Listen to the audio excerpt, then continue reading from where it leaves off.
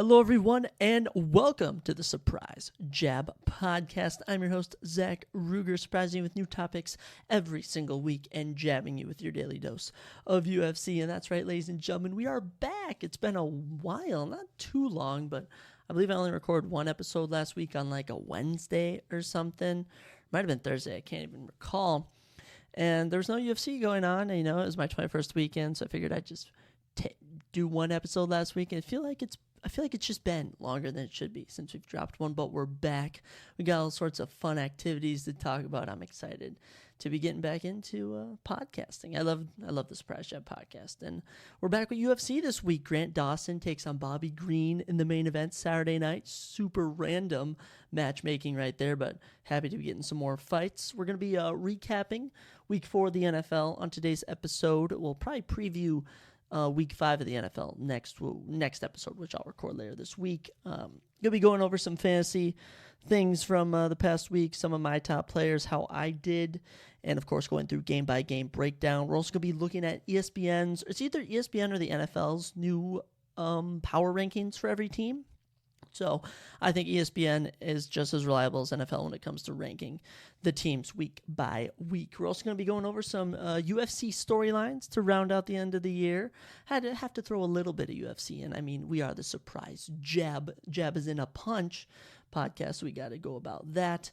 And my favorite thing, we're going to be talking about the conspiratorial frame of mind. That's right, we're going to be talking about conspiracies a bit on this episode, and maybe even on the next couple, going over some actual conspiracies. But I got this book by this guy named Arthur Goldwag, who is a very popular author in this field of conspiracies, cults, secret societies, and I thought it was super interesting, his perspective on just when you go about looking at conspiracies, the frame of mind that you enter when you start analyzing all that. So we're going to be talking about that. Probably even mention a couple with that. But I mean, let's just kick things off by saying I'm 21 now. It's absolutely crazy. I had a very fun 21st, saw my parents, hung out with the boys, watched football, and did things that you do when you turn 21. But you know what? We're back to school, back to reality of sorts. What is that? The Eminem song, Back to Reality. You know what I'm talking about. Yeah, school's been going pretty good for me. This IBE Integrated Business Experience program, it's been pretty eventful, pretty interesting. We have a loan presentation coming up, actually, to like bankers. We actually get real money and have to do stuff with them. I thought I was going to be a part of it, but I guess I'm not going to be, even though I'm probably one of the best public speakers of our class. But hey, that does not bother me at all. I like seeing other people succeed. So let's get into this with should I start with the NFL or UFC? I think we're going to kick us off with a little bit of UFC talk. Big event coming up. October 21st, UFC 294, Charles Oliveira versus Islam Makhachev.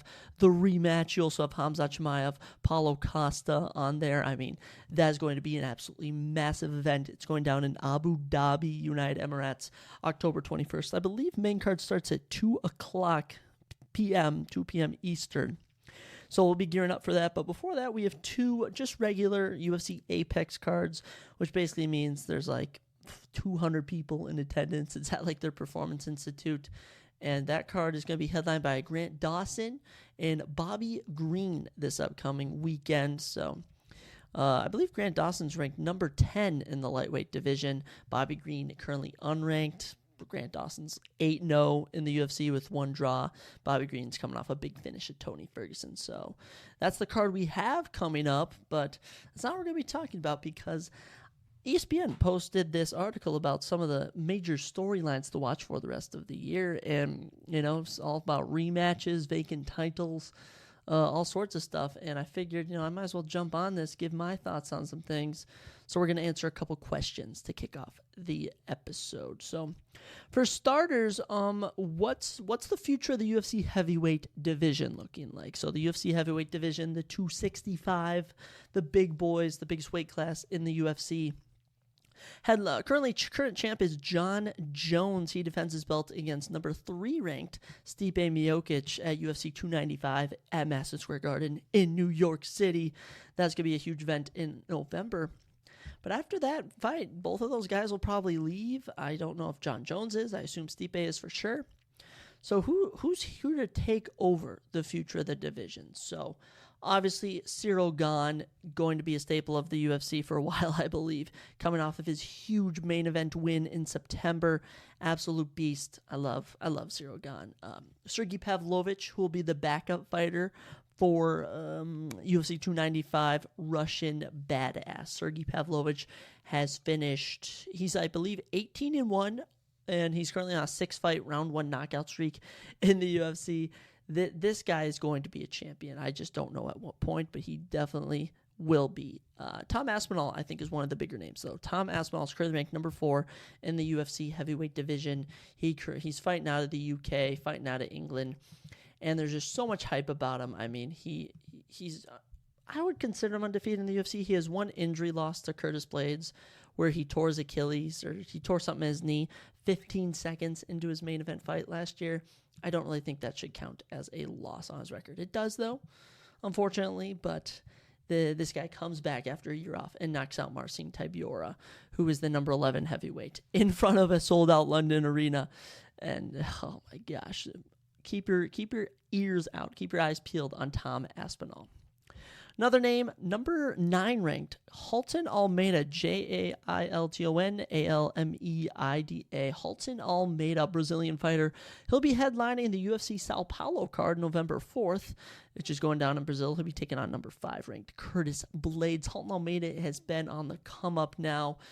Came off Dana White's Contender Series, I believe, a year or so ago.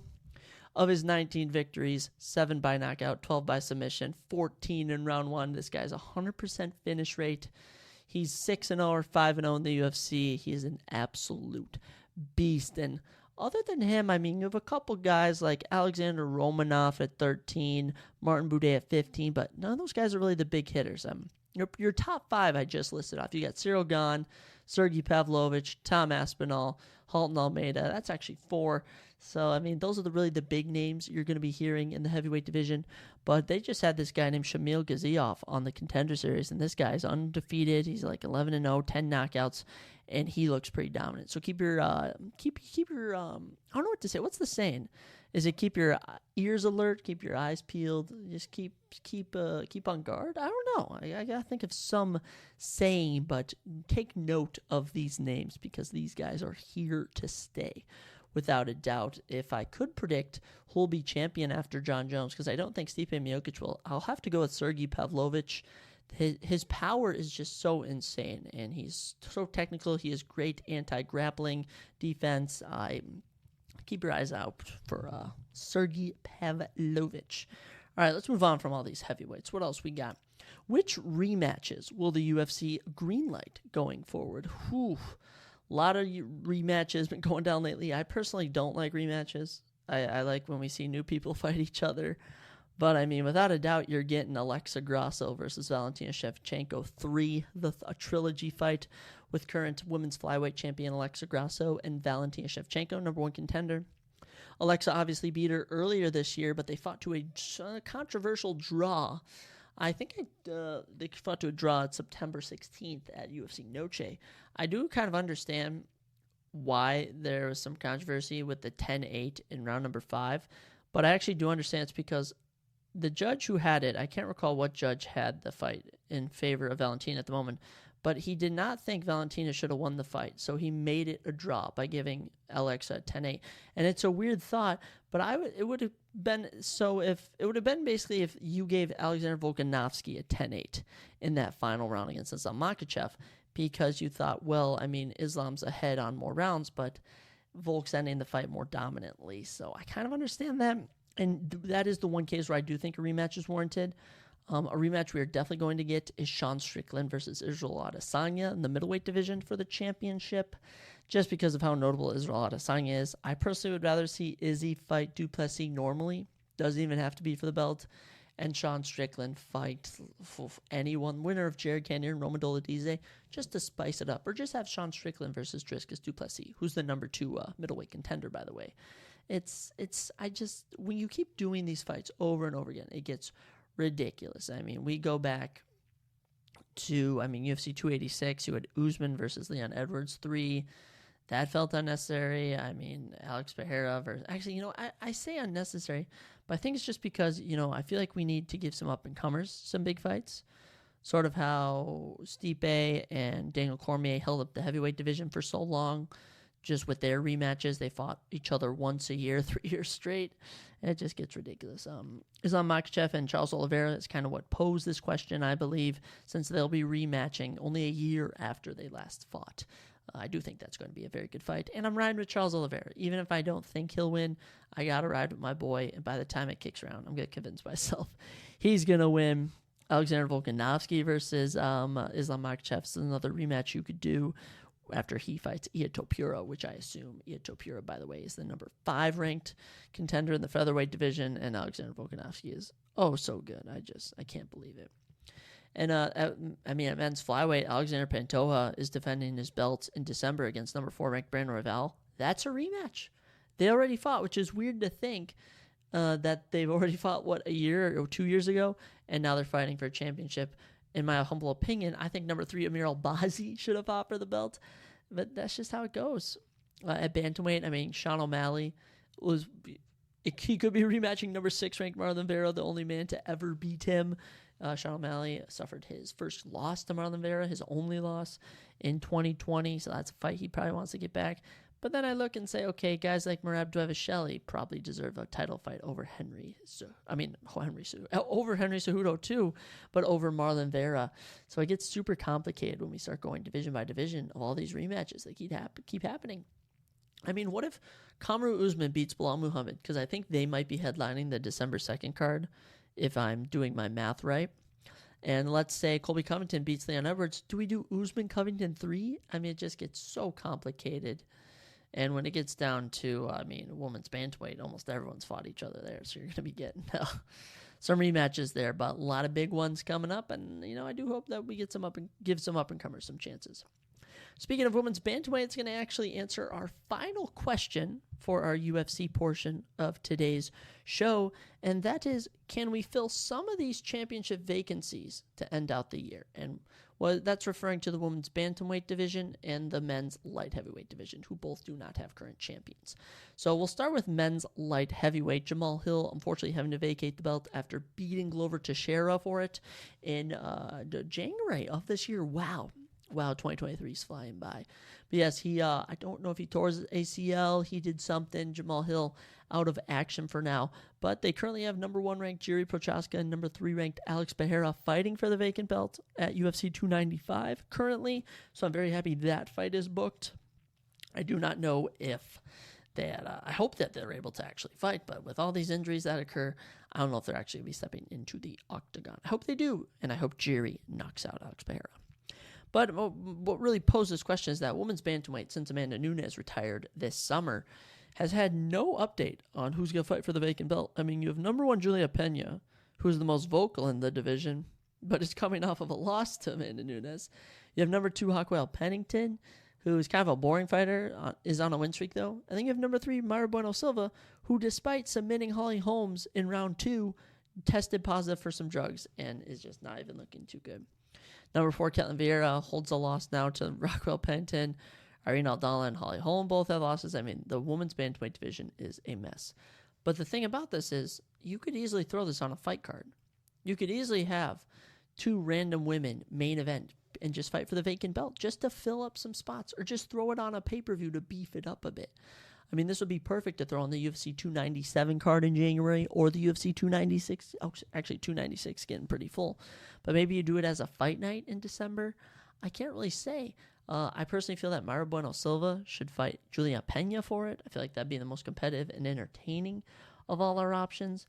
But it's just the women's bantamweight division is not as entertaining in the first place as other UFC divisions. So it does get pretty complicated. But other than that, other than the women's bantamweight division not having a spot, the rest of the divisions shaping up pretty good. Zhang Wei Li, the women's strawweight champion, should be defending her belt against either John Cheonan or Tatiana Suarez, the number 1 and number 2 competitors. I was hoping that would be at UFC China, which is going down December 9th, but that'll be headlined by Piotr Jan and Song Yedong. Piotr Jan, number 5 ranked men's bantamweight, Song Yedong, number 7. injuries and just locations and stuff, they always play an impact. But I hope that they can fight early 2024. Man, and UFC 300 right around the corner too. Gosh, this stuff is, times are moving so fast nowadays, guys. It's actually kind of crazy. I'm gonna be graduated soon. Once this semester's over, I then have to figure out my classes for next semester, and then I'll have one more year of college. And I feel like I just got down here.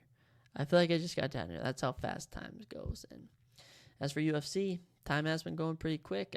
They finished, I believe, 12 or 13 straight weeks of fights. And honestly, I did not mind a break this weekend because whatever UFC is on, I always feel an obligation to watch it now since I actually have a podcast. And I'm kind of working on TikTok a bit. I don't really post too much on that. Instagram, I post casually on that. But podcast is my main source of getting my UFC thoughts out to people. So that's all I got for today as far as UFC is concerned. This weekend, of course, we'll be covering all the fights. But as for now, no rankings updates today. The Dana White's Contender Series goes down tonight. This is the second straight week I failed to cover it, so we should be back next weekend with coverage of episode 9 of Dana White's Contender Series. But that's not really too big of a deal. Just up and comers fighting. So we can easily bypass that. But I'll tell you what I did not bypass, and that was week 4 of the NFL. The NFL, another big talking point. And, despite being an MMA-focused podcast, I still love the NFL, and I'm not afraid to talk about it. Plus, with all my friends, it's one of the easiest things to talk about when we've had Jaden, when we've had Cole on, when we've had Ryan on, when we've had Dane on, all sorts of these guests. It's so easy to talk about NFL with them. That just flows off naturally. So we're going to recap week 4 of the NFL, go over some fantasy stuff, go over each of the matchups, the team's current records. We're going to look at the current power rankings that the NFL and ESPN have out. And then I think we end with our little conspiracy. That sounds like a good way to keep this podcast rolling because I can do whatever I want. I'm the host. All right. So not to sound ignorant. All right. But week 4 of the NFL was this past weekend, 2023 to 2024 season, and we kicked off the noon slate with my Minnesota Vikings getting their first win of the year. Oh my goodness, this was long overdue. We are now 1-3. Carolina Panthers now 0-4. This just was, oh my gosh, just a stressful game. Right out the bat, Kirk Cousins throws a pick 6 from our end zone. I was going to cry. But I didn't. I stayed through it. I stayed tough. And we ended up getting the win. And honestly, we were down at some point, I believe. What was it? 13-0? And then we scored 21 unanswered points, including 2 touchdowns in the third quarter. No score in the fourth for this game. But overall, very good performance. Justin Jefferson, 6 receptions, 85 yards, 2 touchdowns.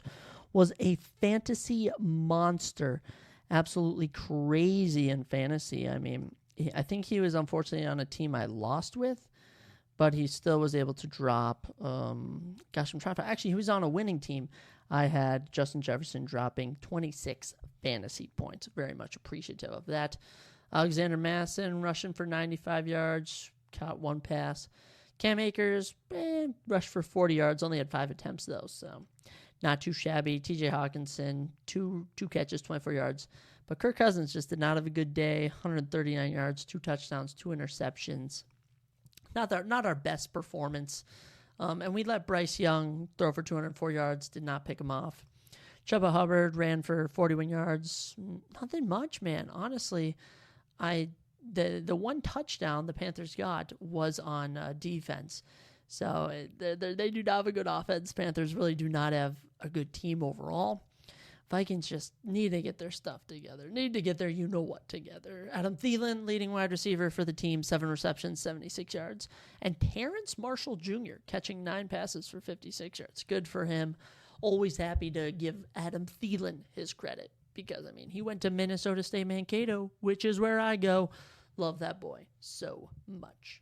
So, yeah, with that, Minnesota Vikings now not even last in the NFC North, not even last in the NFL. We are finally on the winning. We're on the board. Not super good. 1-3 is still not a good start, But, Carolina Panthers 0-4. Very tough start for them. Let's keep it rolling. Raiders took on the Chargers, and man, Raiders gave Chargers a run for their money, but Justin Herbert had to pull something out of his bag and get the victory. The LA Chargers win 24-17. Raiders, though, Aiden O'Connell making his UFC debut. I'm so used to saying that. Making his NFL debut with Jimmy Garoppolo out for the week. Throws for 238 yards and an interception. Not the best day, but Josh Jacobs, 58 yards, 1 touchdown. He also had 8 receptions for 81 yards. And Devontae Adams caught 8 balls for 75 yards. But it was the Chargers who got the victory. And honestly, not the most impressive stat sheet now that I'm looking at it. Joshua Palmer, leading wide receiver, 3 receptions, 77 yards. Keenan Allen caught 1 touchdown on his 3 catches. And Justin Herbert, only 167 yards, a touchdown and a pick. Nothing much for him, but he did run in 2 touchdowns, so that's what got him a lot of fantasy points. I was happy about that. Chargers now 2-2. Raiders 1-3. Yikes. Raiders have honestly looked progressively worse since week 1. I don't really expect too much out of them. Patriots beat the Cowboys beat the Patriots. I was looking at the previous week. Cowboys blow out the Pats 38-3. Just disgusting. Oh my gosh. Cowboys now 3-1. Patriots 1-3. The Patriots were able to get a field goal in the first quarter, and after that did nothing. Dak Prescott throws for 261 yards and a touchdown. Tony Pollard rushes for 47 yards. It's Jake Ferguson with 7 receptions for 77 yards who leads the day. But it's this Dallas defense, man. They are just crazy. I believe did they have 2 touchdowns? I know Lupke, did he get a interception? There was a pick 6, I believe, and a fumble recovery. So while this Dallas defense posted 2 more touchdowns, they probably have more points scored than the Patriots on this season. Mac Jones, 150 yards, 2 picks. Brutal stuff from him. And Rodre Stevenson, 30 yards for 8. Oh my gosh, only 30 yards rushing. That's what it was. Hunter Henry leads the day, 4 receptions, 51 yards. Bill Belichick, just retire. Don't even give this team the time of day. It's, oh my goodness. Just pitiful performance from them.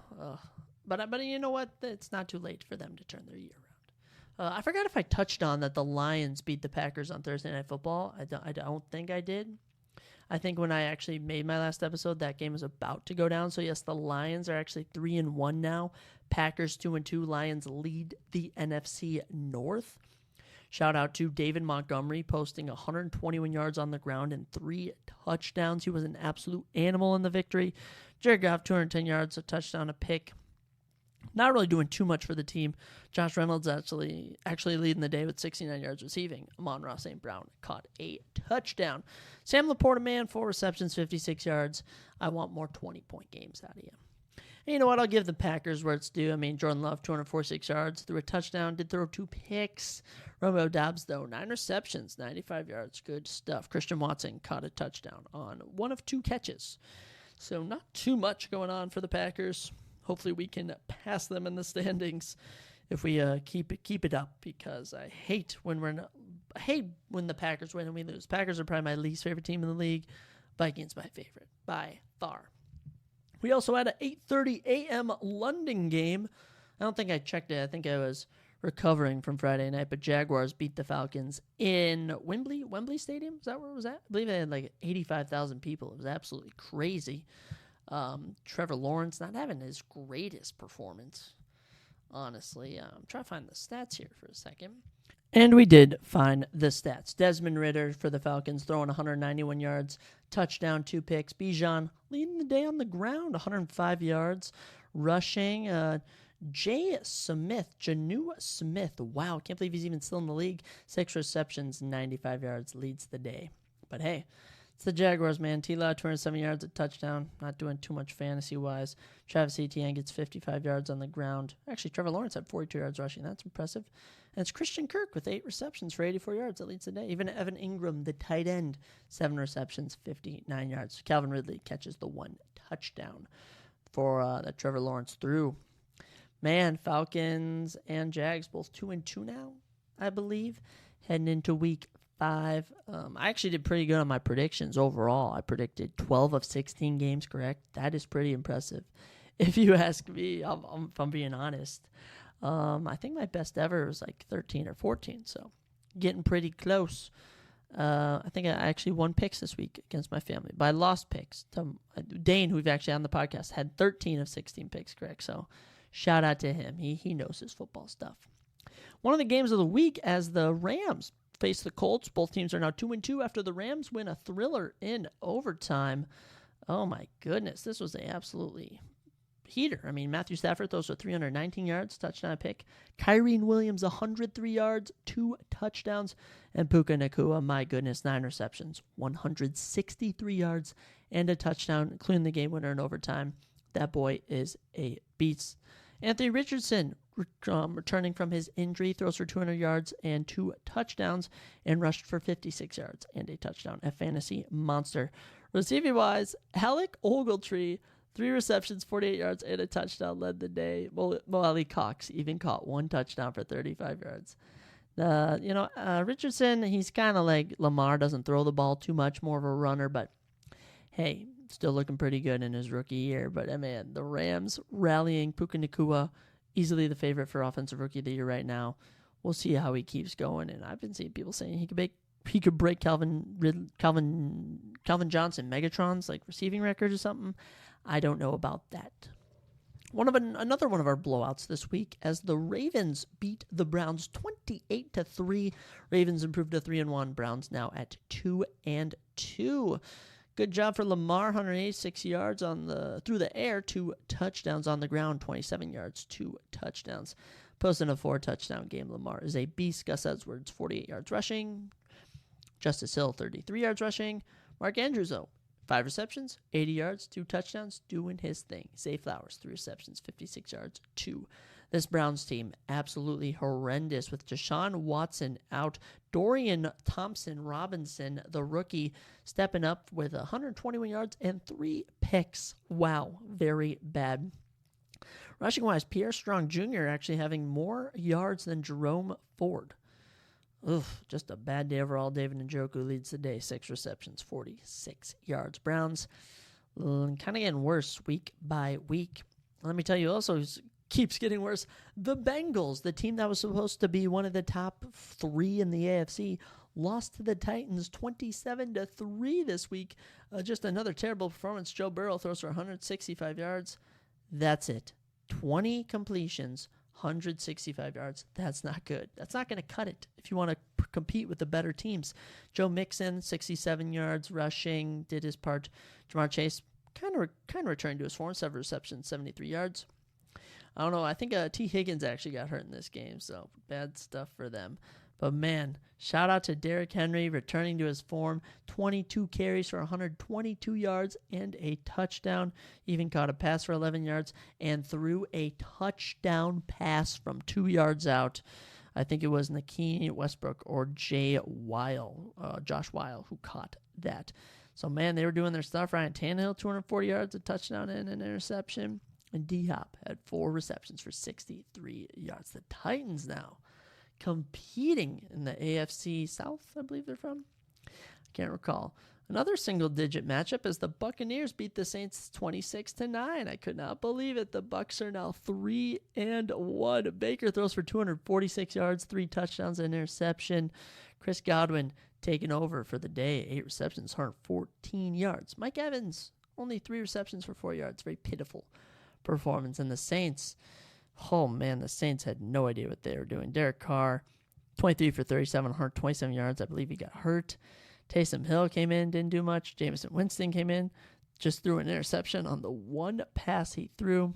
Alvin Kamara only rushing for 51 yards in his return. I mean, Saints are looking rough, not going to lie. I'll tell you who wasn't looking rough. That was the Dolphins and the Bills. The Dolphins didn't look bad. The Dolphins look good, but this Bills team, they got good defense. They're now 3-1. Dolphins now 3-1. 282 yards, a touchdown, interception.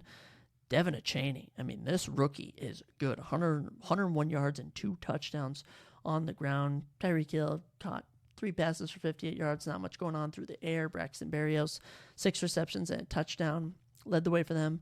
But Josh Allen, 4 touchdowns through the air, 1 on the ground. He posts a 5-touchdown game. Stephon Diggs, 120 yards, 3 touchdowns. Crazy stuff. Gabe Davis, 3 receptions, 61 yards, and a touchdown. Bills team looking good, 48 points. I would say second most of the season because I just remembered that 70-point game. So not even close to most of the season, but there's that. Not to linger too much on this. I mean, Eagles beat the Commanders in an overtime heater, 34-31. Sam Howell looking better than he did the week before, 290 yards and a touchdown. But it's Jalen Hurts, 319 yards, 2 touchdowns through the air, even rushed for 34 yards. A.J. Brown, wide receiver, posting 175 yards and 2 touchdowns. Good stuff. Eagles now 4-0.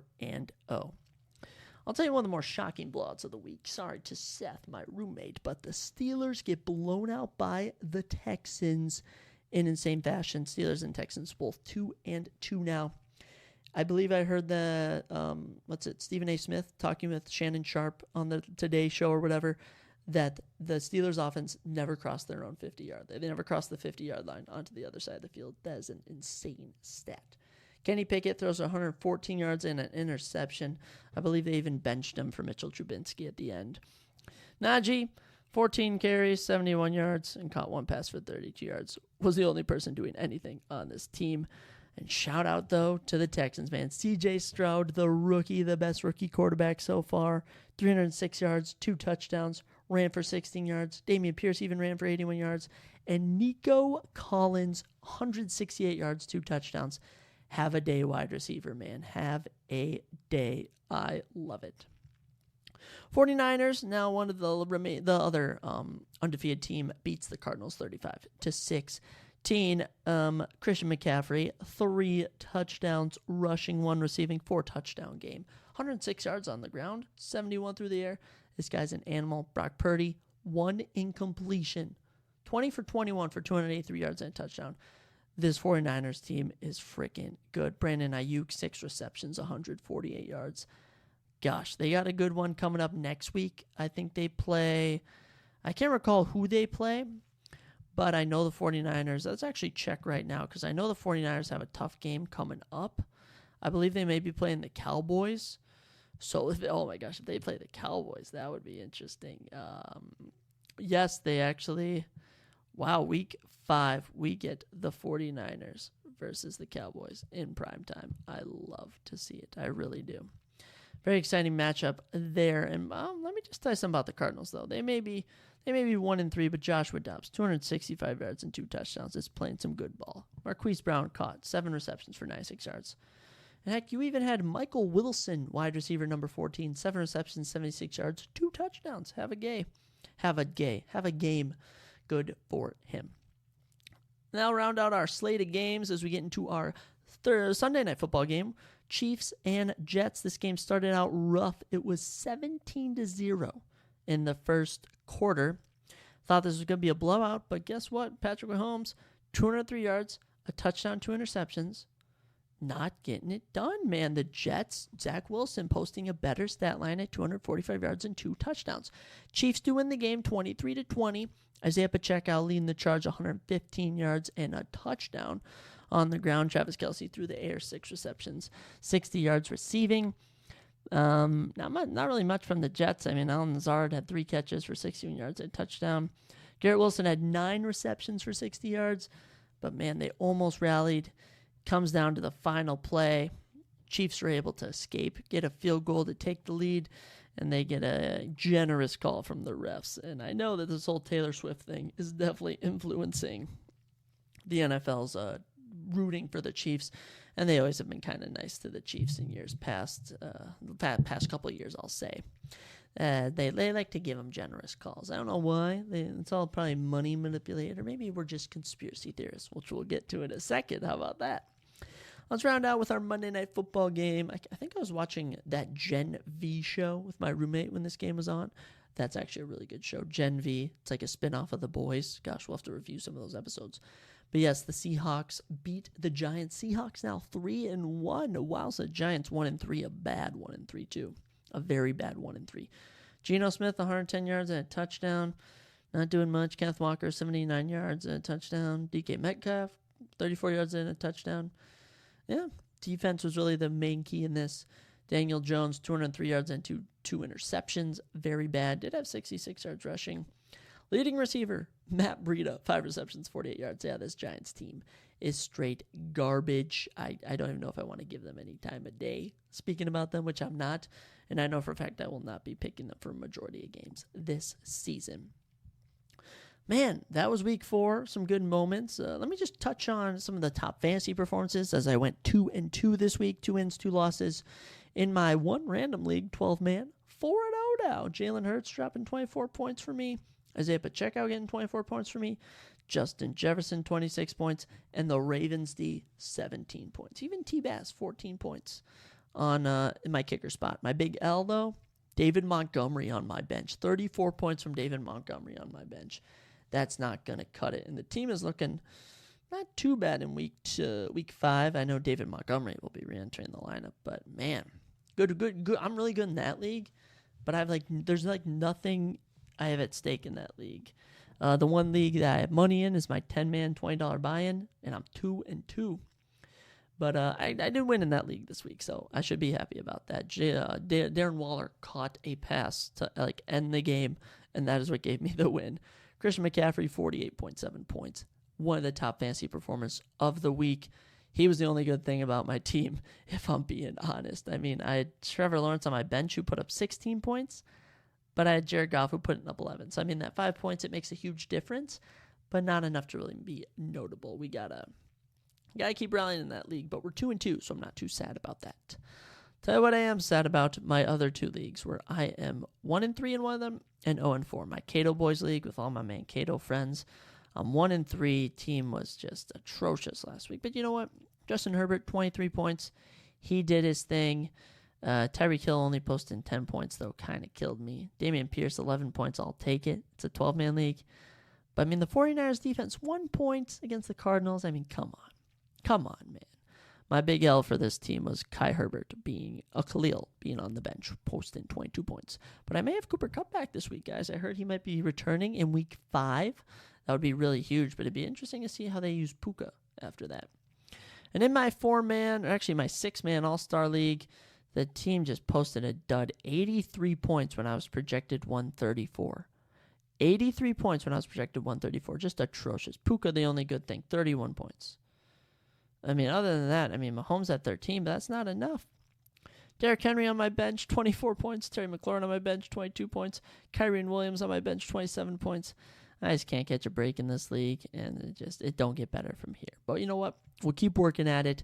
We'll review the fantasy teams before the game on Thursday, and then we'll let you all know where we're at. But yeah, I love fantasy football. Even when you lose, I still think it's fun to partake in it, participate. And plus, it gives you something to root for and talk about when you're with your friends or watching the game. If no one knows how to get into fantasy football, you can still get into it. I think you can join a league up to the halfway point of the season. I really do encourage you to do it. You basically you start. First off, you just join a league. Can be difficult at first. You can even start a random league and just get random people, and it works. You start by drafting a team. You always want to make sure you have a balanced number of team. It tells you what players you need, so you can do that. And for your bench, there really is no strategy to a bench. I'd say you always want to have at least a starting backup running back and a starting backup wide receiver. Or else you'll get caught with some bad backups, which always happens to me, it seems like. But hey, after that, you just kind of put in players every week. You got to check your team every week. But you kind of have that Tuesday and Wednesday to essentially do that. You have little 2-day breaks, but other than that, Thursdays, Mondays, and Sundays are your days for games. So easily doable. I got my girlfriend into it. She loves it. Actually, there was some super random moment. Fantasy football, football in general is known more as a boy sport. And I'm sitting in my class, and I'm talking to this one kid I know, and he goes, "Zach, who plays this upcoming week?" And I go, I think it was Thursday. He said, "Who plays tonight?" And I said, "Oh, the Packers and the Lions." And this girl turns to us and goes, "Oh, yeah, I got Aaron Jones in tonight. I hope he does better than he did last week." We both kind of looked at each other like, "What? You play fantasy football?" She's like, "Yeah," like showed us her team. And I was like, wow, that's just kind of comical. I always like seeing that stuff. But yeah, that'll do it for week 4 of the NFL, even for fantasy football. Nothing left to really cover there. But I think we end our little NFL talk with the power rankings. I always like looking at the power rankings, seeing if teams went up or down. So basically the power rankings, this goes for anything. This goes for any sport, this goes for food. This goes for classes, colleges, states, countries. I mean, you can power rank anything. But the NFL power rankings, basically every week they change the ESPN NFL. They change where they have the teams ranked. And it says where they were ranked last week and where they're currently ranked, and their record, just to give you. It also lists their biggest issue, or biggest good thing. I don't know. We'll talk about that. So let's kick it off. The Week 4 power rankings for the NFL season 23-24. Number 32, the Chicago Bears. Wow, good. The Chicago Bears suck. 0-4.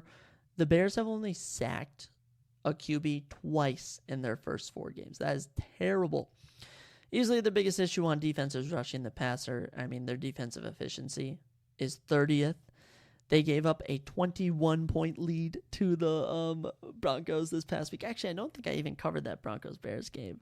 But, I mean, the Broncos basically rallied against the Bears. Justin Fields is looking great. He had 3 touchdowns and just completely fell apart. Very sad stuff there. I know a lot of Bears fans. My whole extended family is Bears fans, and it just sucks for them. They were 32 last week. They're 32 this week, and they're 0-4, which is terrible. A team currently dropping a spot is the Carolina Panthers, who were 30th last week, are now 31st. They are 0-4. Their biggest issue on defense is definitely the run defense. They've given up, oh my gosh, over 500 yards. Is that true? What the heck? What the Panthers can't do consistently is stop the run. Only 5 teams have given up more than their 545 yards rushing they've given up. That's very bad. If no one knows football lingo, that is very bad. It's constantly keeping opponents in manageable down and distance situations. Ultimately will impact the back end of the defense, says David Newton. I don't know what he's talking about, but Carolina, they just don't have a good team overall.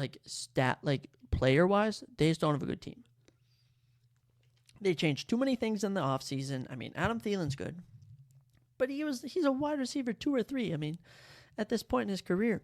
I mean, Bryce Young, he's trying to do his thing, but C.J. Stroud and Anthony Richardson are looking way better than him. And honestly, no, you can't tell me. I don't think I can name someone on the defense. I think Brian Burns is injured now. I can maybe name him. It's just atrocious. The days of Luke Kuechly are over. I'll tell you a team that jumped up this week, though. The Denver Broncos now picking up their first win of the season. They're 1-3. They move up a spot from 31. Good for them. Still not the best team. But, after giving up 70 points the previous week, I'm happy to see them recover of sorts, if you want to call it that. Heading into the number 29 spot is the Las Vegas Raiders, who actually dropped down from the 27th spot. They are now ranked 29th. Their biggest issue on defense is the relative lack of takeaways. That's right. They just have not been getting any takeaways. Their first was this past weekend. They were able to get 1 pick. That was honestly it. That was honestly all they could do was get 1 pick against Justin Herbert. And other than that, they just cannot force turnovers. Team's not even that good, personally. I mean, you just see errors when they're playing. And Jimmy Garoppolo, Aiden O'Connell is not a strong QB room, just going to be honest. Number 28, and it is just so crazy to see this team dropping, is the New York Jets. They've dropped now. They were 24th last week. They're now 28th. They just, they gave the Chiefs a run for the money towards the end.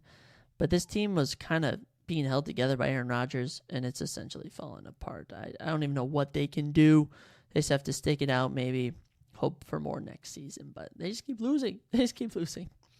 Number 27 in the power rankings is the New England Patriots, who drop 6 spots from the 21st spot after getting blown out by the Cowboys. Mac Jones clearly needs help. He's just not been looking good. The defense can't get us. This was the number 1 fantasy defense last year.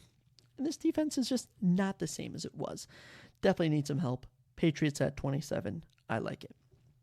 New York Giants dropping down from the 23 spot to 26. They currently rank 31st in defensive efficiency, so second to last. Their biggest issue, pressuring the QB. They just cannot even get pressures, which gives people like when they played Dak Prescott time to throw the ball. Who did they play? Geno Smith time to throw the ball. This team is just falling apart. They're 1-3. Their one wins over the Cardinals. Cardinals are supposed to be tanking, but no. It's the Giants who fall to the number 26 spot.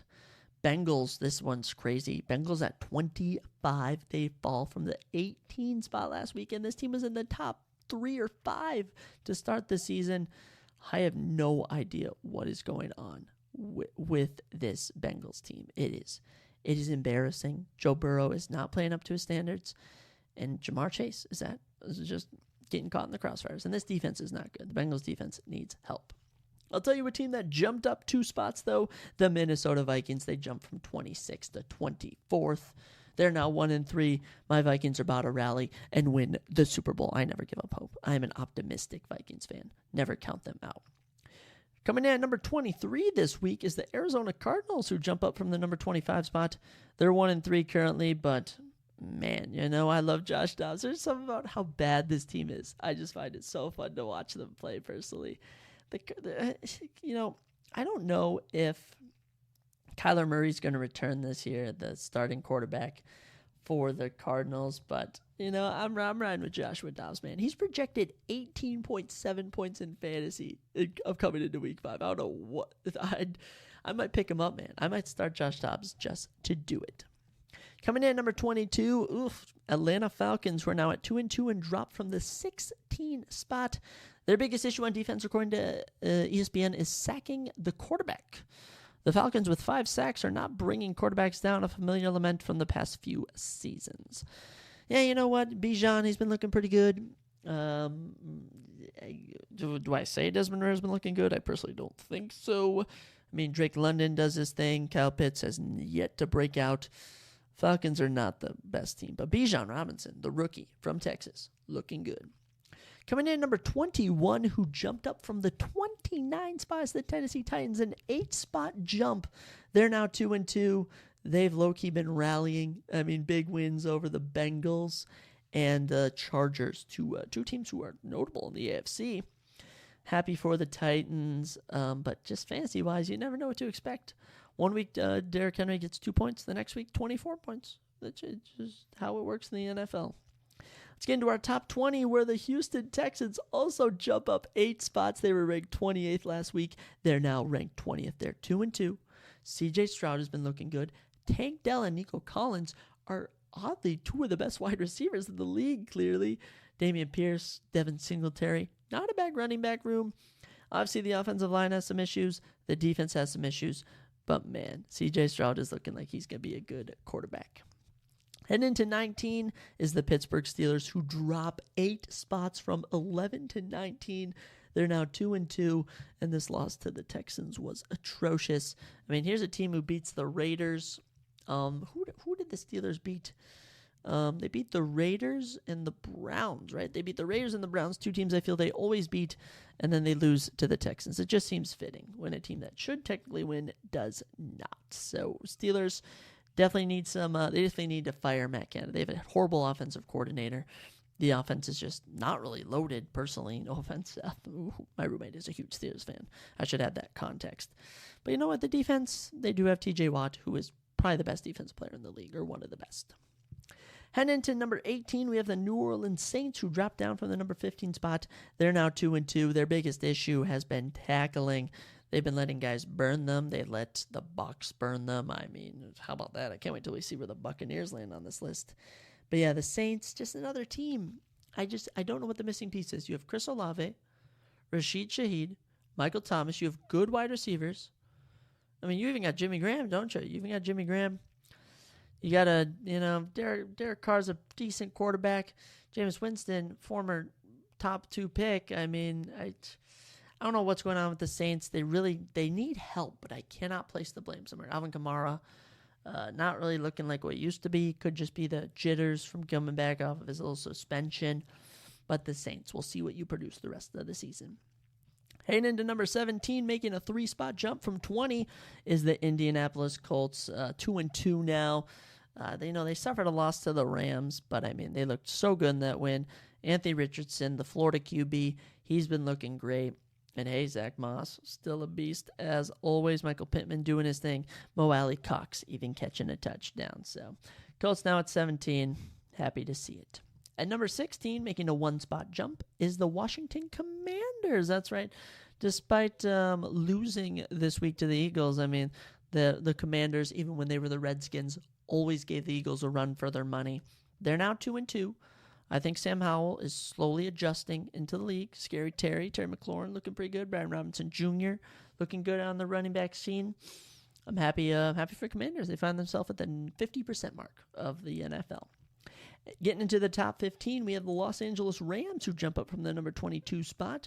They're now at 2-2. Their biggest issue on defense, according to ESPN, is taking the ball away. Through 4 games, the Rams only have 2 takeaways. An interception in week 3 and a fumble recovery in week 4. This is something that's continued from last season, and LA is actually tied for 28th in the NFL in takeaways this season, and tied for 24th in turnover differential, -3. Ugh. Rams got big games coming up. They believe they face the Eagles, and then they face the Cardinals, who oddly seem to do good, and they even have the Steelers, who they should, of that slate, they should win probably 2 of those. But the Eagles game will be tough. But Puka Nakuma's looking good. Kyron Williams looking good. Matthew Stafford adjusting to his new, younger lineup. Hitting the rankings at number 14 is the Green Bay Packers, dropping down from the number 12 spot. They've just had some horrible run defense. David Montgomery ran all over them. I know when they played the Falcons, Bijan Robinson ran all over them. They just need to kind of work on that because they got a good offense, man. Jordan Love is not a bad QB. Jaden Reed, Christian Watson, Romeo Doubs, Aaron Jones, A.J. Dillon. This is a pretty good offense. It's oddly the defense, despite having Jair Alexander, that needs to step it up. At number 13, the Jacksonville Jaguars, they jump up from the number 19 spot. This team is now 2-2. A huge win in London at Wembley Stadium. Looking pretty good. This past week is the type of Trevor Lawrence performance I want to see week in and week out. Plus, Travis Etienne, Tank Bigsby, very good locker room for the running backs. And wide receivers, Christian Kirk, Calvin Ridley. Who's another big one? It's not coming to me. Zay Jones, yeah. Good wide receivers, good running backs. Jaguars at 13. Chargers moving up from 14 to number 12 spot. That's right, LA Chargers at number 12. They're now 2-2. Glad they get a little bye week, though, because Justin Herbert apparently tweaked his finger or something. I don't know what went down there. Khalil Mack having a big week, 6 sacks, gets them up to the number 12 spot. I really like this offense. I really do. Kelly may not be the best. Josh Kelly might not be the best backup running back in the league, but he's filling in for Austin Eckler. And when Austin Eckler gets back, this offense is going to tear it up. Heading into number 11, we have the Cleveland Browns, who drop down from the number 9 spot. They're now at 11. How about that? This Browns team, it's been a weird one this year. They're 2-2, and they're actually number 1 in defensive efficiency, but they're tied for 24th with forcing turnovers. They have 3 turnovers through the first 4 games, despite having just an incredible defensive pressure. Their defense has looked amazing. I just think this offense needs some help. Especially at the quarterback position. You guys clearly overpaid Deshaun Watson. Definitely not overplayed. He could use some more playing time. Dorian Robinson having a rough first career starter experience. But yeah, Nick Chubb out for the year, not looking good. But Jerome Ford, very good backup. Get Amari Cooper out there. He's a good wide receiver. This Browns team can actually do pretty good this year. We'll see how they adjust. Let's get into our top 10 with the number 10 from last week, the Seattle Seahawks. They're now 3-1. They're 27th, though, in defensive efficiency. Their biggest issue probably stopping third downs. But honestly, this offense been looking pretty good. DK Metcalf, Tyler Lockett still tearing it up. Kenneth Walker coming into his own. And Geno Smith, man, still running things in Seattle. Happy for the Seahawks. Coming in at number 9, making a jump from the 13th spot, is the Tampa Bay Bucks, who were supposed to be in the running for Caleb Williams, but now find themselves 3-1. Number 10 in defensive efficiency. According to ESPN, their biggest issue on defense is explosive pass plays. I don't even know if that's obviously an issue, but they've come out. They've beaten the Vikings. They've beaten the Saints. Who else did they beat? I think they lost to the Rams, but I know they beat another team. Was it the Panthers? I can't even recall. Baker's been playing out of his mind. Chris Godwin, Mike Evans, absolute killers. And even Rashad White looking pretty good as their RB1 in Tampa. Good for the Bucs, man. Making a little jump. Keeping their spot at number 8 is the Detroit Lions, 3-1. This is one of the best teams in the NFC. NFL is kind of bold, but NFC for sure. The leaders of the NFC North at the moment, I mean, Aiden Hutchinson has told 3.5 sacks so far on the season, 13 of the full season, actually. So 3.5 of those out of Aiden Hutchinson. Wow. So it's trying to read stats in article format are kind of goofy, but hey, apparently their biggest issue is rushing the passer, but it doesn't sound like that is, But the Lions pass rush with win rate is 32.3%. Oh, so almost 70% of the time they're getting blocked. But hey, you know what? That Lions offense looking very good. Jameer Gibbs, David Montgomery, I like him. Keeping their spot at number 7 as well is the Baltimore Ravens, 3-1 now. Lamar coming off of a huge weekend. What did he get? 4 or 5 touchdowns I mentioned earlier. He's been looking good. I mean, the running back room continues to shift after J.K. Dobbins' injury. Odell Beckham, I believe, is out too. Obviously, some big hits, but you still have Mark Andrews. You have Zay Flowers now. Gus Edwards doing his thing. I like these Baltimore Ravens team, man. Keeping their spot at 7. Heading into the number 6 spot, a huge drop. They were number 2 last week. They're now number 6 after losing 48-20 to the Bills. That's right. It's the Miami Dolphins. Their biggest issue last week was, without a doubt, third down defense. They've been actually allowing teams to convert 46% of their fourth down attempts. That's actually tied for the eighth worst rate in the NFL. And, if Jalen Ramsey is obviously out for the foreseeable future, he did suffer an injury. But this offense is so good.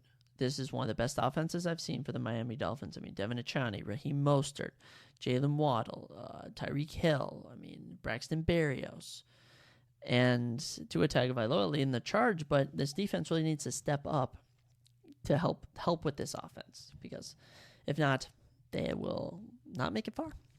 At the number 5 spot, jumping up from the number 6 last week, is the Dallas Cowboys. 3-1, another blowout victory. This is America's team, according to people. Dallas has been looking good. Let's see how they keep going. Apparently their biggest issue is run defense, but they've been able to negate that with their picks. That's what I was going to say, is their touchdowns. This defense is incredible. At number 4, this team was number 4 last week, is the Kansas City Chiefs at 3-1. Their biggest issue on defense is lack of takeaways. They are 6th though in defensive efficiency, so I won't knock them too much. They've beaten Justin Fields and Zach Wilson the last 2 weeks, and they got Kirk Cousins, Russell Wilson, Justin Herbert, Tua Tagovailoa, and Jalen Hurts all coming up soon. So we'll see how those QBs do. They all are kind of takeaway prone. Kirk, unfortunately, this year. Justin Herbert, same, but Russell Wilson seems to always throw picks. But this Chiefs team, they look good this week, despite kind of having it come down to the wire.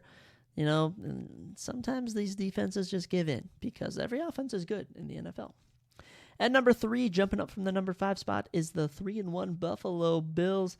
Their biggest issue on defense, the loss of Tre'Davious White, the cornerback. He is out, sadly, torn right Achilles. But, this offense has been looking incredible. Bills still have a good defense. Milano, I think, is just, every time I turn on a Bills game, I feel like Milano's doing something. The wonderful linebacker. Bills, happy for you, all the way up to 3. At number 2, jumping up from the number 3 spot, is the Philadelphia Eagles. They're 4-0. They have Jalen Hurts is an absolute beast. This is a team that made it to the Super Bowl last year. They want to get back there last year. They're 12th in defensive efficiency. Their biggest issue on defense is probably their pass defense. But, this offense really does make up for it. Now let's get into our number 1 team. They were number 1 last week.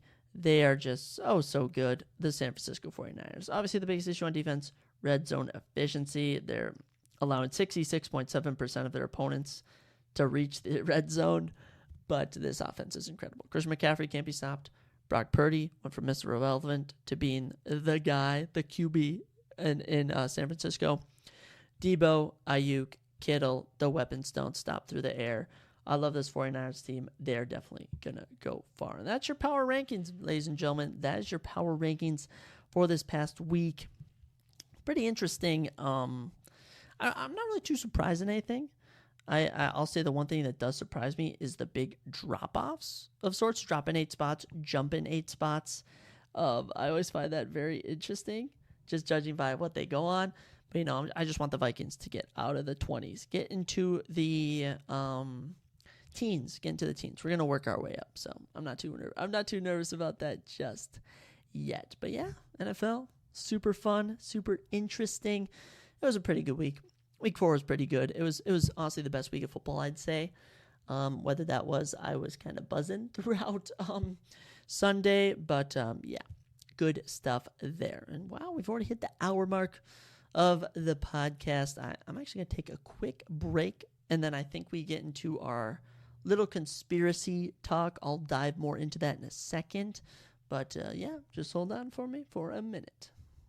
And we are back. So yes, our surprise topic, our final topic of this episode is the conspiratorial frame of mind. And this is just kind of an excerpt from Arthur Goldwag's book, Cults, Conspiracies, and Secret Societies. Arthur is a freelance writer and editor who lives in Brooklyn, New York, and he's the author of The Belanet Guide to Kabbalah and Isms and Ologies, both which are notable books in this field of mystery, if you want to call it that, which we really like diving into. I love conspiracies. I like mysteries and stuff, secret societies. I find that also cool. And I read the cult section. There wasn't too much interesting about cults, but I'll tell you what, these conspiracies and secret societies, that stuff is super cool. So we're going to dive into the conspiratorial frame of mind, and then you guys can give your thoughts about everything I pitch, and I'll even give my thoughts along the way. So let's dive into it. So a career criminal bumps into an old cellmate in a bar who introduces him to 2 of his friends. In the course of a long night of drinking, the 4 felons conceive a plan to rob the armored car that collects the cash from the grocery store where one of them stocks shelves. Another one. 9 of New England's biggest cranberry growers superstitiously convene in a suite at a Days Inn hotel outside of Pawtucket, Rhode Island, where they agree to fix the price for this year's bumper crop at last year's drought-inflated level. The final one.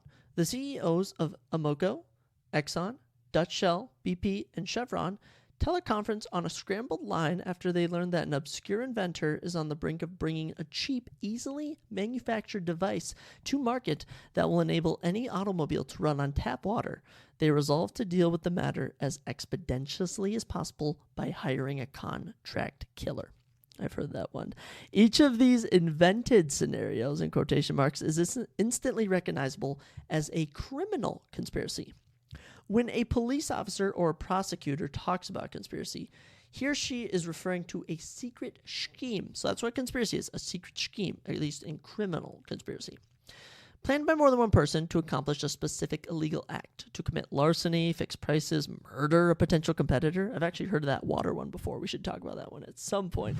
The planning itself is a serious crime, even if the plot fails, indeed, even if it never gets off the ground, per se. There are political conspiracies, too, and history is replete with them. On the Ides of March in 44 BCE, Marcus Junius, Brutus, Gaius Cassius Longinus, Publius Servilius Casca, and many other Roman senators took turns stabbing the notable Julius Caesar to death.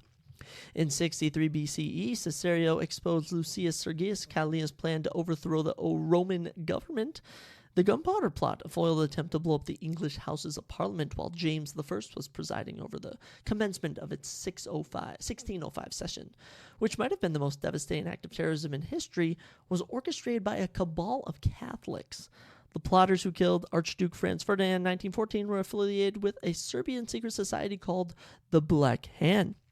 Caesar Alexander II was killed by bomb throwers belonging to a nihilistic revolutionary group called Narodowa Vola, or People's Will, in 1881.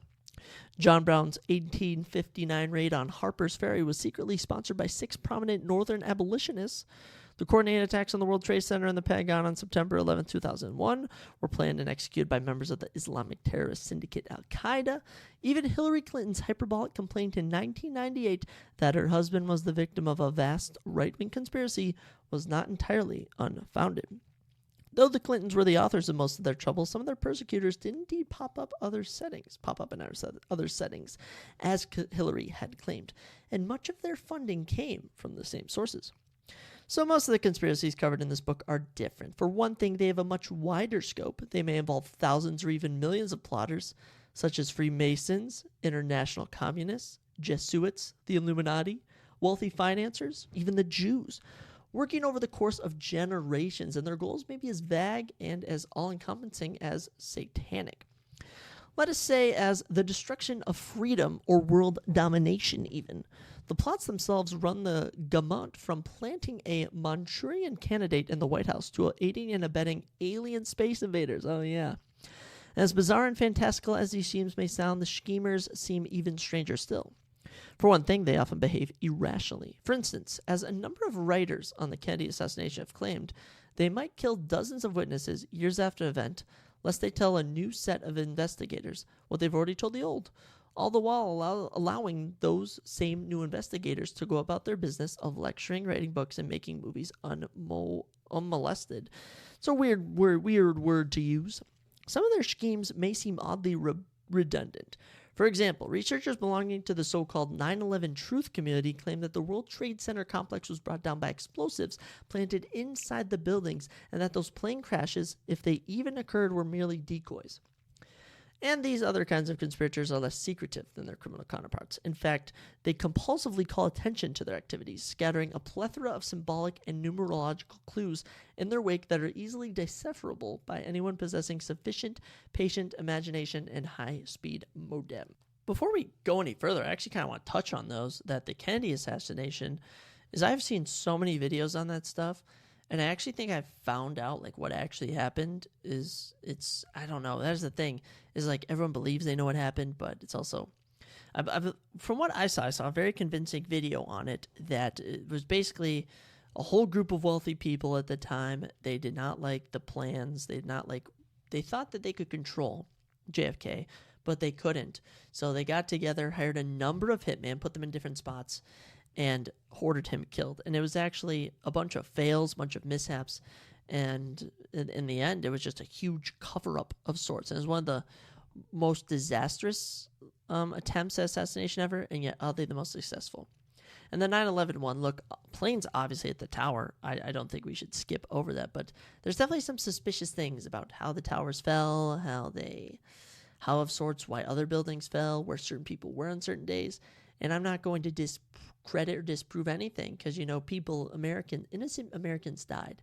And I think that's all that I care about. So as far as the truth, who knows? Let's continue. In cases like the ones I just said, the word conspiracy is more of a metaphysical than a legal concept. Forensic evidence, or even a logical, consistent chain of reasoning, isn't required to compel belief as it would be in a courtroom. Just a specific view of the world and a congenial frame of mind could easily tell you that. When used in conjunction with a theory, the word conspiracy is practically synonymous with determinism, and a malign determinism at that. It is the paranoid certainty that nothing happens by accident, that somebody bad is pulling all the strings. Once such a belief is planted in a certain type of mind, it's virtually impossible to uproot it. As Carl Sagan wrote, you can't convince a believer of anything, for their belief is not based on evidence, it's based on a deep-seated need to believe. Those who believe that the Jews are responsible for most of the world's ills, or that those guys with funny red fezzes on their heads driving tiny cars in local parades, members of the ancient Arabic order, nobles of the mystic shrine, or Freemasonry, are really Satan's authorized representatives, or that multiple generations of the Bush family have fostered the nefarious schemes of socialist drug-dealing billionaires believing what they believe about the world because of what's already inside their heads, not because of any truths that are objectively and verifiably out there. That's a borrowed phrase from the X-Files, by the way.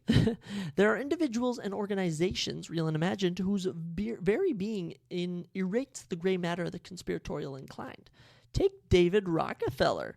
For those who blame godless internationalism, paper money, or some other monism for all the ills of the world, his family name alone, never mind his long-standing connections to such think tanks and public policy references as the Council on Foreign Relations, the Bilderberg Group, the Trilateral Commission, suffices to set their mental gears spinning into overdrive. Semi-mythical associations like the Knights Templar, the Freemasons, and the Bavarian Illuminati continue to vex, fascinate, outrage, and otherwise obsess and dismay conspiracy theorists. I've heard about all these things. This is so fascinating. The Knights Templar was disbanded in the 14th century, but it remains a perennial subject of speculation. A number of recent popular novels, such as The Da Vinci Code in 2003, which according to its author was based entirely on documented facts, depict the Templars as surviving into the present. Hundreds of years ago, when Freemasonry counted George Washington, Mozart, Voltaire, and Benjamin Franklin among its members, its claims of ancient province and its esocentric scriptures might have seemed more insignificant than they do today. Now that its membership is rapidly dwindling and the celebrities that it claims are so few and of such a decidedly dimmer wattage. I actually saw that Shaquille O'Neal is a Freemason, which I just find interesting. Yet to conspiracists of a certain stripe, Freemasonry presents a clear and present danger today, as it did in 1828, when the anti-Masonic political party was founded in upstate New York. As for the Bavarian Illuminati, which was indeed created by the Jesuit-trained Adam Weishaupt, who died in 1830, in Ingolstadt in 1776, but fell apart before the 19th century began, it still provides fodder for theorists on both sides of the political spectrum. From the John Birch Society to anti-globalists, postmodern anarchists. Oh my gosh, there's just so many societies in the world. And then there are the Jewish moneylenders. This is a real thing. I don't know if this guy's going to disprove or not, but there are some odd connections to how a lot of popular I wouldn't even say popular, that how Jewish people have so much wealth. Most notorious of all were the Rothschilds. Oh, the Rothschilds, whose patriarch Meyer Amschel emerged from the Judengasse, Jew alley, of Frankfurt, groomed his eldest son as his successor and installed his 4 younger sons in the capitals of Europe: Solomon in Vienna, Nathan in London, Kalman in Naples, and James in Paris, where they were ideally situated to profit from the Industrial Revolution and the Napoleonic Wars that roiled the continent throughout the first half of the 19th century. Moses and Gerson Warburg founded M.M. Warburg & Co. in Hamburg in 1798. Paul Morris Warburg was one of the creators of the U.S. Federal Reserve. Sigmund George Warburg founded the S.G. Warburg in London. And Jacob Henry Schiff married into the Kuhn family and became the head of the bank Kuhn, Loeb & Co., where Otto Hermann Kahn would also make his fortune. But it wasn't just the supposed Jewish penchant for money-making that infuriated anti-Semitic conspiracies. Decadent Jewish artists were accused of attacking moral and aesthetic standards. Sigmund Freud and his second. Okay, you know what? I'm not going to stand by and have this guy try and say that the Rothschilds don't control a majority of the world, and did at some point. It's proven they did. As for nowadays, I mean, they could just have generational wealth, but it's just weird that you still see them out in public. Like, they don't have the ability to pull strings of sorts. The English novelist and historian Nesta Webster, the mother of modern conspiracies, who died in 1960, had much to say about the Jews in her monumental Secret Societies and Submersive Movements book in 1921. Nesta writes, "I do not think that the Jews can be proved to provide the sole cause of world unrest, but this is not to underrate the importance of the Jewish peril. Jewry, in itself constitutes the most effectual Freemasonry in the world. What need of initiations or oaths or signs or passwords amongst people who perfectly understand each other and are everywhere working for the same end?" Interesting. Far more potent than the signs of distress that summons Freemasons to each other's aid at moments of peril is the call of the blood that rallies the most divergent elements in Jewry to the defense of the Jewish cause. That is an interesting correlation between Freemasonry and the Jews. I don't know how I feel about this. We're getting a little controversial on here. Robert Cooper Lee Bevan, Webster's father, was a director of Barclays Bank. Her mother was the daughter of an Anglican bishop. Both were deeply religious, and Webster was something of a spiritual quester herself. Educated at the University of London, she traveled widely in the East before she married Captain Arthur Webster, a district police superintendent in India. Wow. Around 1910, while researching a novel set during the French Revolution, she had a mystical experience of mysterical. I think I just created a new word. Wow. That left her convinced that she was the reincarnation of the Comtesse de Sabran. Oh boy, so she went crazy. In The French Revolution, A Study in Democracy, a book she wrote in 1919, she revived the theory first proposed in 1798 that her beloved Ancien regime had been brought down not by a spontaneous revolutionary uprising, but by the subversive efforts of the secularists and the Bavarian Illuminati working hand in hand with French Freemasonry. With her publication of her new book, she cast a much wider net, arguing that occultist secret societies, especially Jewish Kabbalists, had been conspiring to overthrow legitimate religions and policies since the beginning of time, that they not only caused the French Revolution, but were secret impetus behind Russia's Bolsheviks, an idea she explained further in another one of her books. Her involvement with Oswald Mosley, who died in 1980, he is part of the British Union of Fascists. It left her stranded on the margins of British political and intellectual life by the time of World War II. Nevertheless, her writings would have profound influence on America's John Birch Society, which did not share her anti-Semitism, and the rationalist neo-Nazi Liberty Lobby, which reprinted some of her books throughout its noontide press. Lined up with the Jews, Freemasons, billionaires, and communists as an archetypical force for evil and subversion is the Roman Catholic Church. Oh boy, I best tread carefully. A long-standing bugaboo to many Americans since the country's beginning. We all learn about the Pilgrims in elementary school, but how many of us were taught about the annual November 5th Pope's Day celebration that were held in Colonel, Boston, when the colonists burned images of the Pope in an effigy to commemorate the defeat of the Gunpowder Plot, which was a conspiracy back in the old days. Until 1821, Catholic immigrants were denied U.S. citizenship unless they publicly abjured their allegiance to the Pope. The American political movement called Know Nothingness, because of its members were enjoined to say that they know nothing when asked about secrets, kept anti-Catholic feelings burning at a fever pitch until the outbreak of the Civil War. Its traces lingered long afterwards. As late as 1960, presidential candidate John F. Kennedy was obliged to give a speech to reassure voters that he believed in an America where the separation of church and state is absolute, where no Catholic prelate would tell the president how to act. A 18,000-page long publication called Vatican Assassins can actually be purchased via the internet, and its quaintly prolific subtitle it points out basically all the quotes that its author Eric John Phillips, who self-identified as a white American Freemason, dispensational, Fifth Monarch, Seventh-day Baptist Calvinist. Holy cow! I gotta take a deep breath here. This man basically, he was anti-Catholic, and he was all about talking about how the Vatican hires assassins and stuff. They have their own obligations and stuff. It's absolutely crazy. There's a long insert here, but we're not going to touch on that. Of course, America is nowhere near as overtly anti-Catholic as it once was. Even on the militant fringes of Protestantism starting in the 1970s, the Christian broadcaster, minister, author, one-time U.S. presidential candidate, and conspiratorial thinker Pat Robertson began to build bridges between his evangelical flock and their Roman Catholic, quotation, brothers in Christ, the better to fight their common enemies. Now, personally, being a Christian, I don't feel you should have any enemies, but Robertson said that his enemies were the Rothschilds, the Freemasons, the Illuminati, the United Nations, and the forces of secular humanism. But not all evangelical Protestants are so open-minded. Robert's sons make they're not his real sons. It says Robert's son, not Robert's sons. Oh my gosh.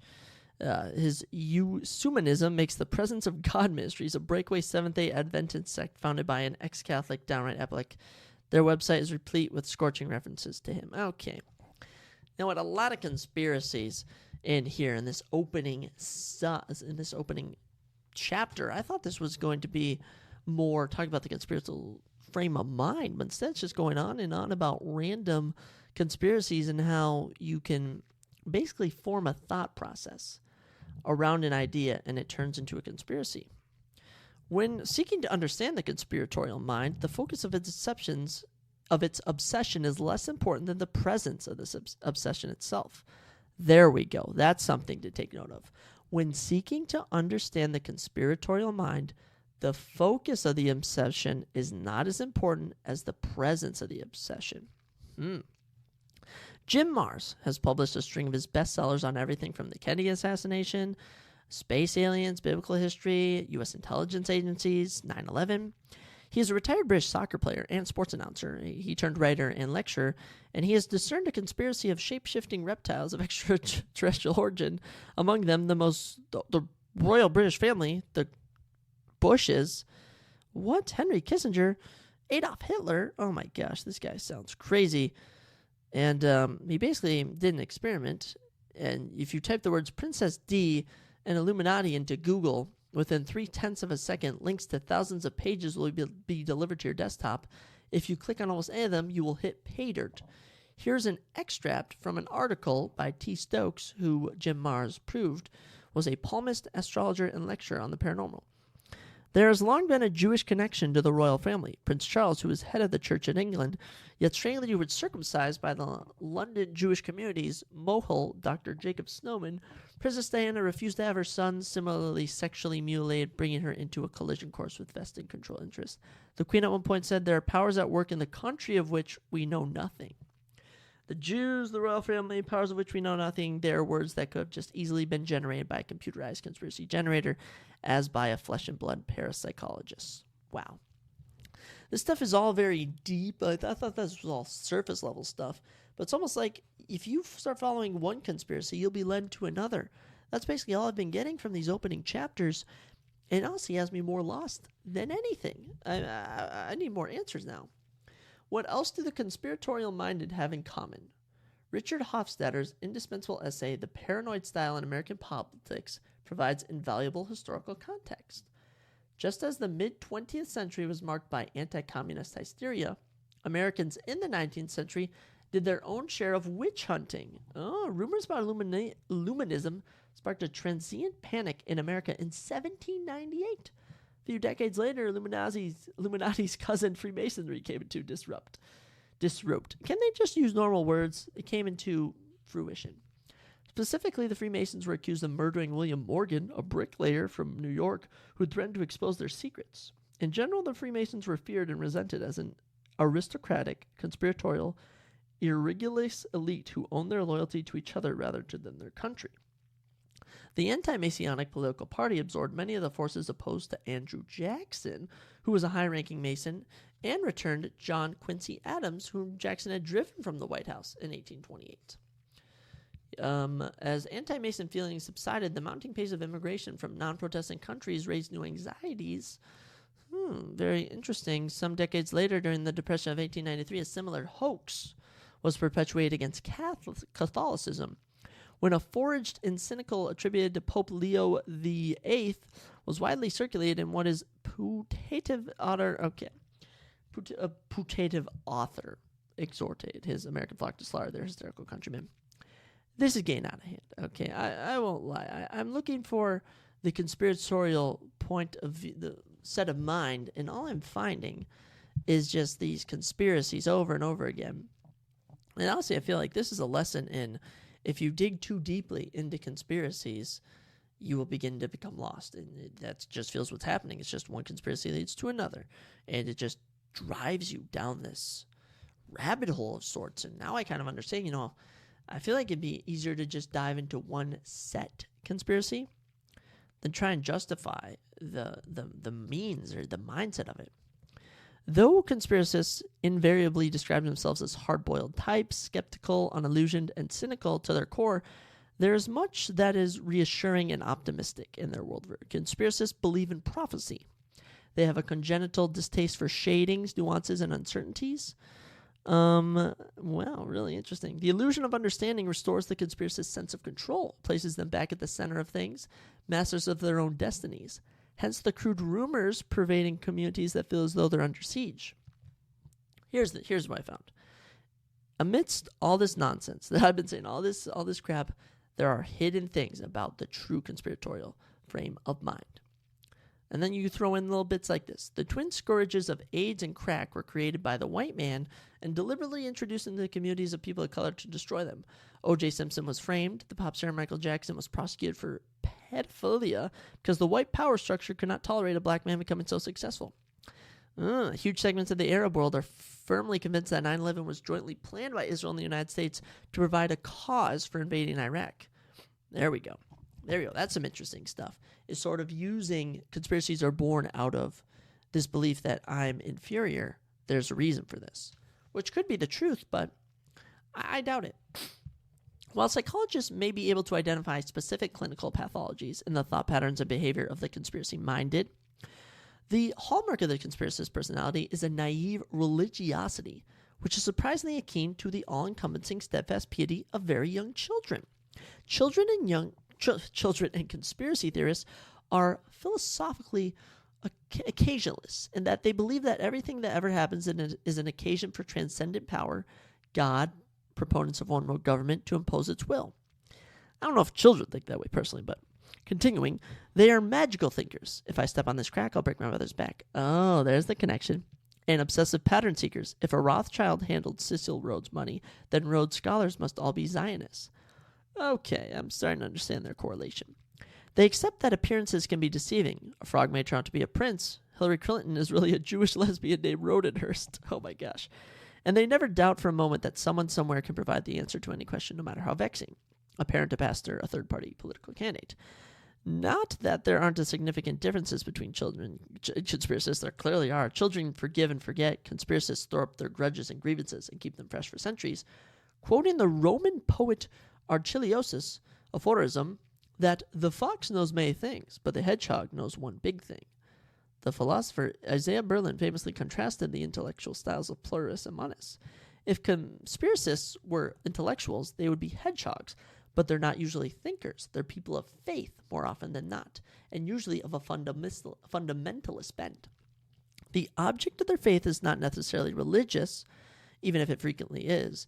It's more of a matter of their believing rather than its contents. So it's what they believe, not the contents of what they believe. Uncritical and credulous in regard to their own authoritative texts, dogmatic and literal-minded in the ways they interpret them, conspiracists attribute those same qualities to their adversaries. Not only do they grant credulence to outrageous libels, for example, that the Talmud instructs Jews to defraud Gentiles, or that Jesuits pledge to murder as many Protestants as they possibly can, they take it for granted that all Jews and Jesuits would honor such unholy covenants. Instead of dismissing the blasphemous writings of occultists out of hand, the conspiracist fears them. Stranger still, he believes them. Because the conspiracist is God-fearing, he sees the hoofprints of Satan everywhere. Now, being a Christian, I will say that there are footprints of Satan everywhere, but that doesn't mean you need to be concerned.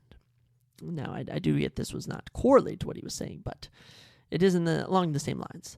The poet John Keats, who passed away in 1821, attributed Shakespeare's greatness to his capacity for negative capability, which he defined as when a man is capable of being in uncertainties, mysteries, doubts without any irritable reaching after fact and reason, the authoritative impulse to over-explain.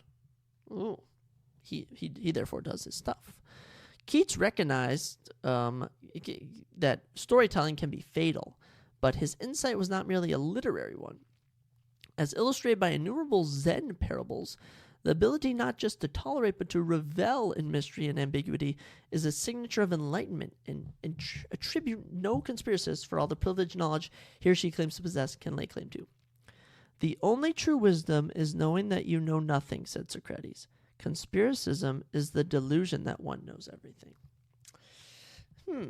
That's all for this chapter, but I won't lie.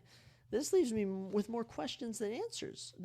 The conspiratorial frame of mind seems to have led us down this path of mystery now, because, I started reading this, trying to determine how conspiracy theorists think. Instead, I've now been thrown into questioning what are all these conspiracy theories they brought up. So it's just another one of those things where you have to be careful how deep you read into it. But the conspiratorial state of mind, or is that what it is? The conspiratorial frame of mind, just another word of state.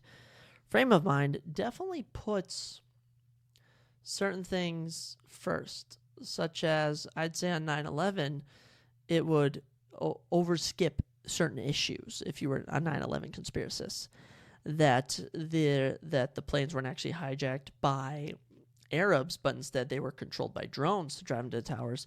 You'd be skipping over the fact that they have on video evidence and from purchasing tickets, the terrorists getting on the planes.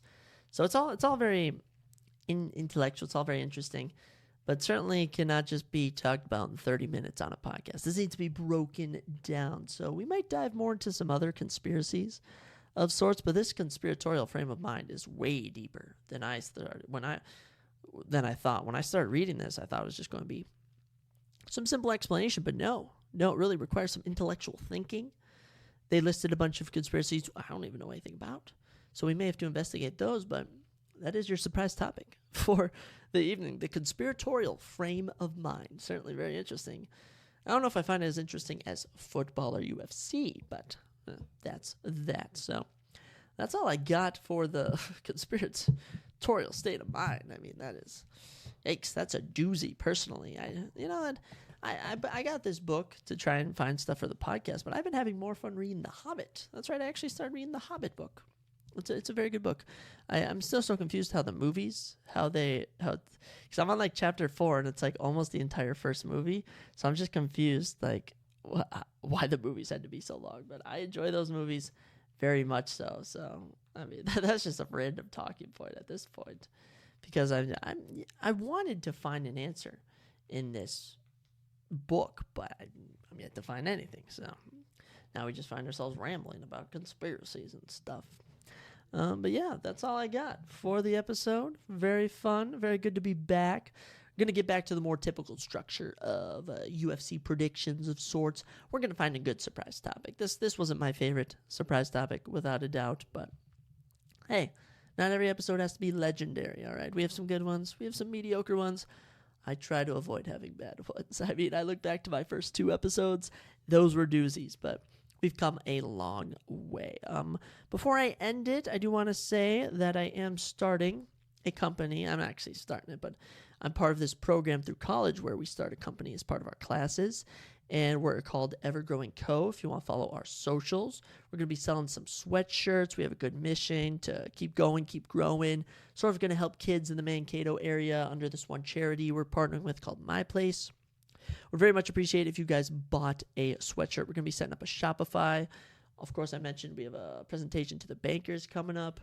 Very much appreciate if anyone donated. I don't get any of the profits, sadly, but it all goes towards to kids, so that is certainly a plus. So very much, if you want to check that out, it's Evergrowing Co. IBE on Instagram. And I have a TikTok I set up. I don't know if I've posted anything yet. Of course, I'm the social media manager. Of course, it's me. Of all the people, the guy with the podcast. Of course, it has to be me. And we also have a Facebook, I believe. And you can also just text me personally on Instagram, Snapchat, ask for my number. I don't know. Anyone wants to come on the podcast too, let me know. So, guys, thank you all. I mean, I always love talking about a little bit of UFC. We got to jab you with your daily dose of UFC. Surprise you with this conspiratorial state frame of mind. My goodness, I was surprised to read all that. And we spend a majority of the time talking about NFL because I love football. So hope everyone has a great week. We'll be back with another episode before we know it. But I hope you enjoyed this one. I hope you were surprised. I hope you were jabbed. Ladies and gentlemen, have a blessed night.